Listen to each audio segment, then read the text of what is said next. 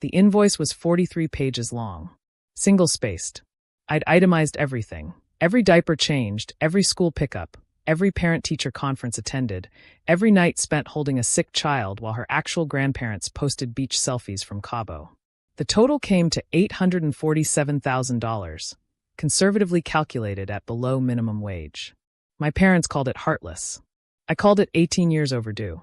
My name is Rebecca Thompson, and I'm 36 years old. I've been engaged to David for 3 years, saving every penny for our wedding while raising a child that isn't mine. But to understand why I'm sitting in a lawyer's office calculating the cost of stolen youth, you need to know how I became a mother at 18. Not by choice, but by family obligation. I was the responsible daughter. Straight A's, full scholarship to Northwestern, plans for medical school. My younger sister Ashley was the wild child. Parties, boys, dropped out of high school at 16. My parents enabled her every step, making excuses. She's finding herself, Mom would say. Rebecca's the strong one. The call came 2 weeks before I left for college. Ashley was pregnant. 17, no job, no education, and the father was complicated, meaning married with 3 kids. My parents were devastated, not because of Ashley's situation, but because of timing. We just booked the European River cruise, Mom wailed. 6 months, non-refundable. We've been saving for years. Plus, we're retiring next year, Dad added. We have the RV ordered. This is our time. Then they looked at me. Rebecca, honey, you're so good with kids. Maybe you could defer college for just a year? Help Ashley get on her feet. I have a full scholarship. If I defer, I lose it. Community college is perfectly fine, Mom said dismissively. And this way, you can help with the baby while Ashley figures things out. Ashley sat there, hand on her still flat stomach, smirking. She knew exactly how this would play out. I can't raise a baby, she said with practiced tears. I'm just a kid myself. If no one helps me, I'll have to give it up for adoption. Could you live with that, Rebecca? Your niece or nephew given away to strangers. The manipulation was masterful. They spent the next week wearing me down. Dad talked about family loyalty. Mom cried about losing her grandchild. Ashley threatened increasingly dramatic scenarios. And me? I was 18 and stupid enough to believe it would really just be for a year. I deferred Northwestern. Lost my scholarship. Enrolled in community college. When Lily was born, Ashley stayed for exactly 6 weeks before announcing she'd met someone new and needed to follow her heart to California. You're so good with her, she said, shoving the screaming infant into my arms. I'll send money when I get settled. She never sent a dime. My parents, fresh from their European cruise, stopped by monthly to coo over Lily and take photos for Facebook. But when she was sick, working late, when she needed diapers, fixed income, when I begged for help with childcare so I could attend classes. You chose this, Rebecca. I didn't choose anything. But Lily didn't choose any of it either, and she needed someone. So I became that someone. 18 years.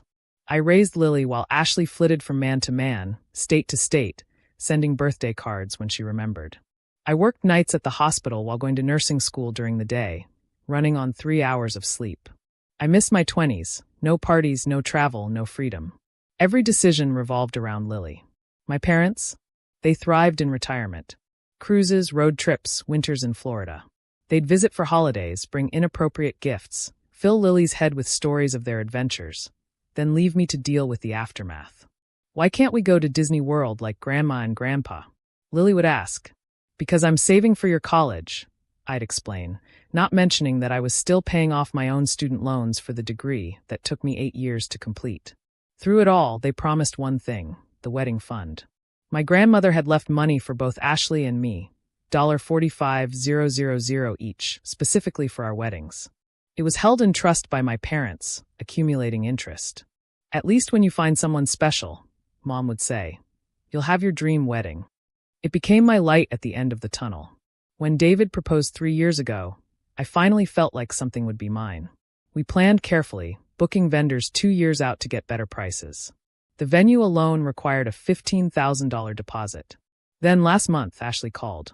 First time in 2 years. I'm pregnant, she squealed. Twins. Can you believe it? Congratulations, I said warily. Who's the father? Bradley. He's amazing. A little older, going through a divorce, but he's perfect. The thing is, we need to move fast. Set up a nursery, get a bigger place. You know, emergency expenses. My stomach dropped. Ashley, I can't.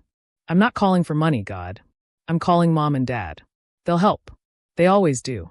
She hung up, and I immediately called my parents. Dad answered, sounding guilty already. Hi, sweetheart. I guess you heard Ashley's news. Dad, whatever she's asking for, please remember I've been raising Lily alone for 18 years. My wedding is in 6 months. About that, his voice trailed off.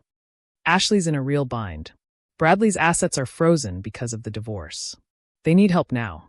We're going to loan her some money from my wedding fund. It wasn't a question. Just temporarily. Ashley swears she'll pay it back before your wedding. Like she paid me back for raising her daughter? Like she paid child support? Like she paid for anything ever? Don't be dramatic, Rebecca. Family helps family. I have been helping family since I was 18. But it was too late. They'd already withdrawn the money. All of it. Given it to Ashley for a house she'd probably abandon within a year. For a man who wasn't even divorced yet. For twins who would end up God knows where.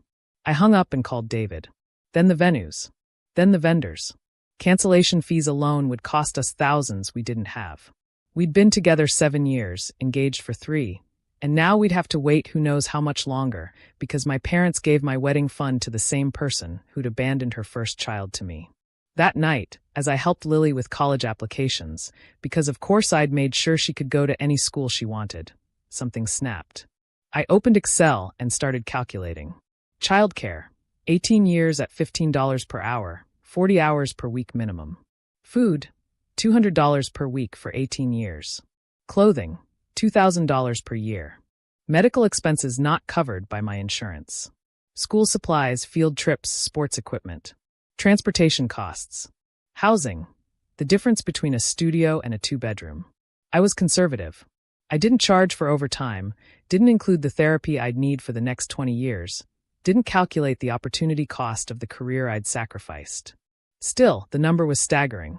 I printed it out, attached 18 years of receipts I'd meticulously kept, and sent it to my parents with a simple note. Since you've decided my wedding fund is community property, I'm billing you for services rendered. Payment due in 30 days, or I'll see you in court. Rebecca. Mom called within an hour, hysterical. How could you be so heartless? Putting a price on loving your niece. I didn't put a price on love. I put a price on labor. Love was free. Raising your daughter's abandoned child while you traveled the world was not. You can't be serious about suing us. Watch me. The family exploded. Ashley called me every name imaginable. You were supposed to be the responsible one. I was. For 18 years. Now I'm being responsible for myself. Extended family chose sides. Cousins called me cold. Aunts said I should be grateful for the blessing of raising Lily. But Lily herself? She understood. I'm so sorry, Aunt Becca, she said quietly. I know what you gave up for me. I know Mom abandoned me and Grandma and Grandpa let her. You deserved better. You deserved better too, sweetheart. I had you. That was enough. The lawsuit was filed 2 weeks ago. My lawyer, ironically, paid for by David's parents, who were appalled by the situation, says we have a strong case. Unjust enrichment, breach of fiduciary duty, promissory estoppel. Big words that basically mean my parents benefited from my free labor while withholding money that was legally mine. Their lawyer tried to argue that family doesn't charge family for help. Mine countered with 18 years of documentation showing this wasn't help. It was full guardianship while they lived their best lives. We had photos from their Facebook, them on beaches while I was in the ER with Lily's broken arm, them at wine tastings while I was at parent-teacher conferences, them renewing their vows in Hawaii while I was working doubles to pay for Lily's braces. The judge was a grandmother herself. She looked at my parents with undisguised contempt. Let me understand this. Your teenage daughter gave up a full scholarship to raise your other daughter's baby. She did this for 18 years while you traveled and enjoyed retirement. Now, when she finally has a chance at her own happiness, you gave her wedding fund to the same daughter who abandoned her child. When you put it like that, Mom started. How else should I put it? The judge interrupted. I've seen a lot of family dysfunction, but this level of exploitation is remarkable. The ruling came last week. My parents must immediately return the $45,000 wedding fund plus 18 years of interest. They also owe me $400,000 in back support. The court didn't accept my full invoice but agreed that raising Lily constituted unpaid labor that unjustly enriched them by allowing their retirement lifestyle. They're appealing, of course, claiming I'm destroying the family.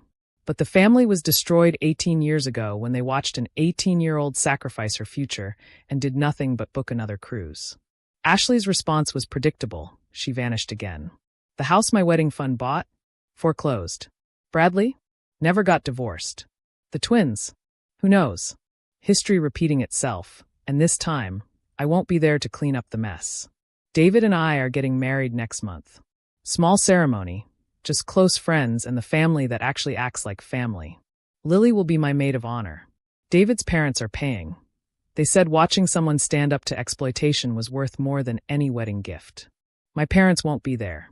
They're too busy figuring out how to pay the judgment. Turns out, 18 years of cruises and RV trips don't leave much savings. They might have to sell the house, the one they never opened to their granddaughter except for photo opportunities. You've ruined us, Dad said at our last conversation. Was it worth it? Ask Ashley, I replied. She got 18 years of freedom bought with my youth. You got 18 years of retirement bought with my labor. I got a piece of paper saying I'm owed money I'll probably never see. So you tell me, who really got ruined here? Sometimes I feel guilty. They're my parents, after all. Then I remember the night Lily had pneumonia, and I called them sobbing, begging for help. Just one night so I could sleep. They were in Vegas and couldn't possibly leave. I stayed awake for 72 hours straight, hallucinating from exhaustion, while they played slots. That's not family. That's not love. That's exploitation wrapped in DNA. My name is Rebecca Thompson. I'm 36 years old. I raised my sister's abandoned daughter while my parents lived their dream retirement. When I finally had a chance at my own wedding, they gave my fund to the same sister who'd abandoned her first child. So I sent them a bill for 18 years of unpaid labor. They called me heartless. The court called it justice. I call it the price of being the responsible one for far too long. Lily starts Northwestern this fall, the same school I never got to attend. Full scholarship, just like I had. But unlike me, she'll actually get to go. She'll have the college experience, the freedom, the choices I never had. I promise I'll make you proud, she told me. You already have, I said. Every single day for 18 years. And that's worth more than any wedding fund. More than any court judgment. More than any apology my parents will never give. That's love. Real love. The kind that costs everything and asks for nothing in return. The kind I gave freely to a baby who needed me. The kind my parents never understood at all. Thanks for watching. See you again in the next video. Stay stunned.